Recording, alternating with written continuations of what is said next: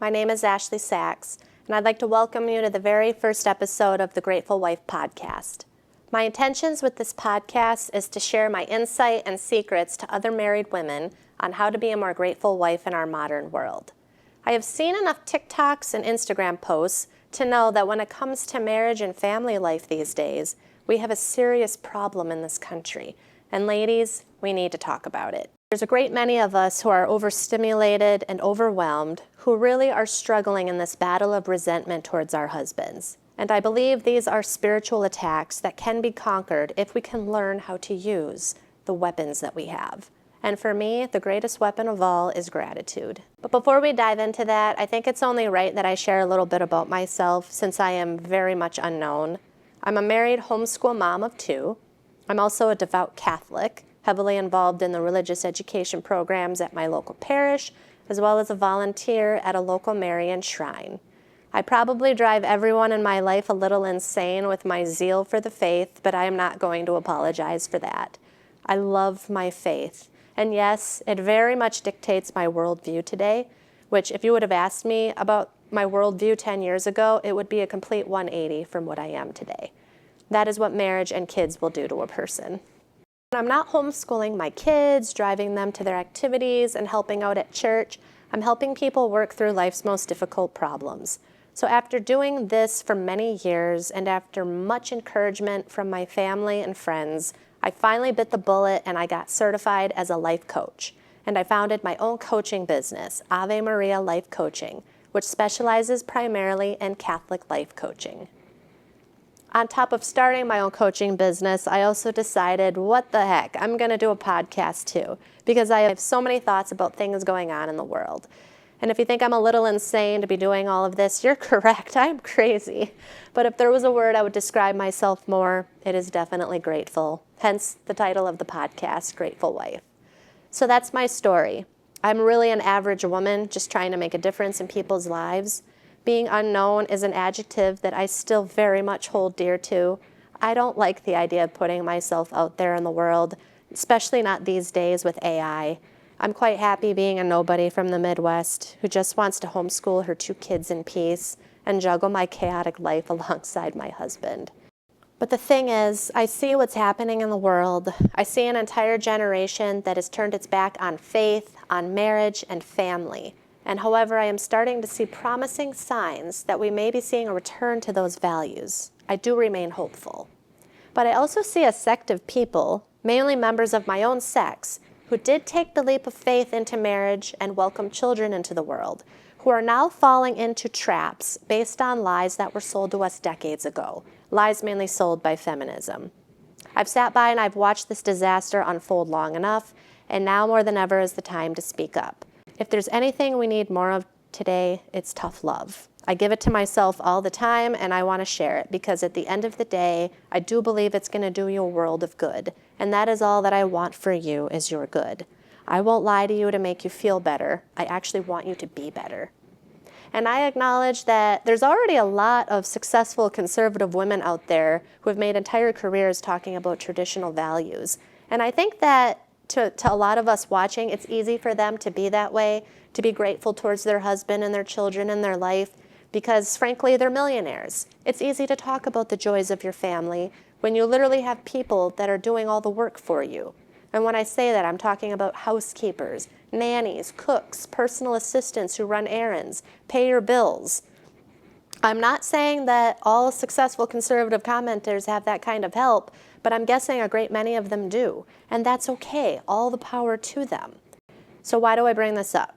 I bring this up because even though I don't enjoy any of those advantages of having my own personal cook, my own personal housekeeper and nanny, I still very much have a great amount of happiness and gratitude in my life. My husband and my children mean absolutely everything to me. I don't need to be rich or famous or have a perfectly immaculate home to feel that way. They literally are my entire world. In other words, I experience everything that you all experience today, and I battle it every day just like you do. The pain of increasing grocery costs, the constant running from this activity to the next on little sleep, frantically trying to figure out what to make for supper, and worrying if the credit card bill exceeded our budget. I share all these burdens with you like an average person. I am living it all with you.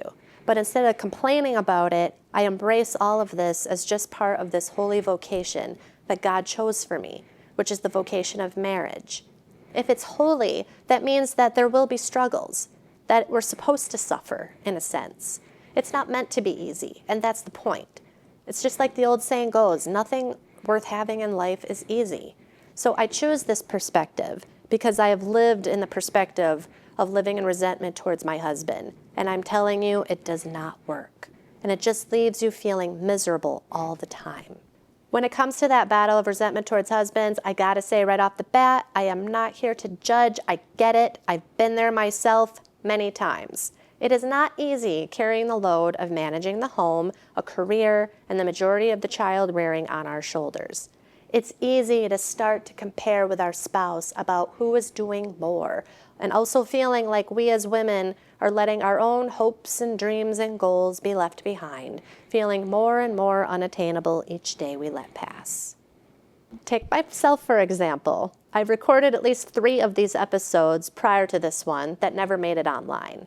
This failure is entirely my fault, but of course, my brain doesn't like to acknowledge that part. So what do? I found a way to blame my husband, of course. The plan was that I would record the episodes and then I would pass them on to him to edit.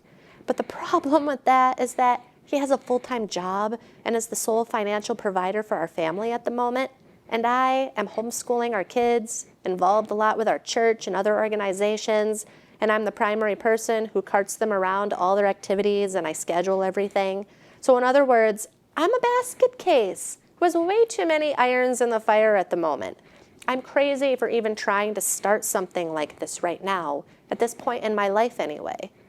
But after several weeks of missed deadlines and not seeming to make headway with this podcast, I of course blame my husband for not doing his fair share of helping with the kids so that I have time to work. Instead, what should I have done? First and foremost, I should have been more grateful. I have a husband who has a job that can afford me this extremely privileged life with these extremely privileged problems. I'm not being abused. I'm not going hungry. Bombs aren't falling from the sky, decimating our town.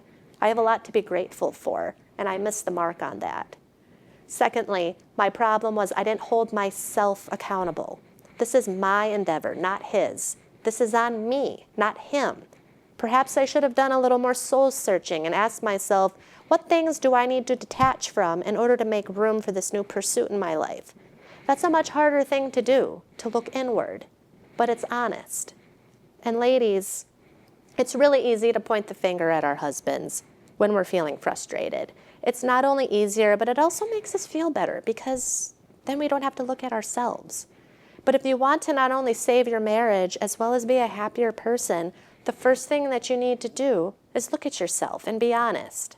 Ask yourself, what expectations have I placed on this person or situation that I'm attaching my happiness to? In other words, with a little more tough love, it's your fault when you get upset. If you want to stop feeling resentment from creeping in, the first thing that you have to do is lose the expectations. This is probably the greatest advice that I was ever given and will ever give to anyone because it applies to absolutely everything in life. I mentioned my faith is most important to me earlier in this episode. Well, this is like my second religion. It's like that episode of Seinfeld when George Costanza discovered the power of doing the opposite of everything. So getting back to lowering expectations, when you expect something, anything, you attach your happiness and sense of well-being to that expectation being met. And the big problem is that almost all of the time, our expectations are never met, especially when we attach them to people. People disappoint. People don't measure up. Get prepared to be disappointed. This is why stress and anxiety tends to be the most pervasive emotions that we accompany us as women. Because expectations come in all forms.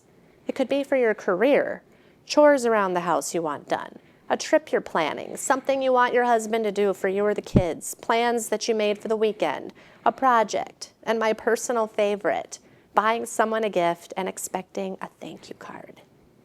When you expect any kind of specific result for anything, you're setting yourself and your relationships up for disappointment and disaster. It's not easy, but it can be done. To live with low expectations and yet still be productive in life is quite literally like walking a tightrope, and it takes a lot of practice in order to master it. The goal is to acknowledge that you want to get something done or achieve a certain outcome while also saying to yourself, I will be fine if this thing doesn't get done today. It's not the end of the world. I will try again tomorrow. In the case of relationships, ladies, it's also important to keep in mind that despite the mental load that we carry, we have to also acknowledge that our husbands carry their own mental load too. They just don't talk about it as much as we do. They hold it inside, at least most of them. And if they don't, and they need to vent about it, about what's bothering them, let them vent. You are his helper, his friend, his confidant. That is your job, to be there for your husband when he needs you. Yes, it's exhausting. Yes, it will require you to dig down deep and acquire more patience and love and compassion for your husband.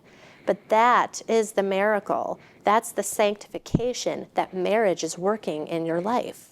This is how you get to heaven. Remember, Christ said it's a narrow, winding road, not a wide open gate that's easy to walk through that gets us to heaven. It's supposed to be hard. So in that case, be happy that you're doing something right. It's possible also to be joyful while doing hard things. So just remember that at the end of the day, you both are on the same team. There is no room for competition, no room for selfishness, and absolutely zero room for resentment.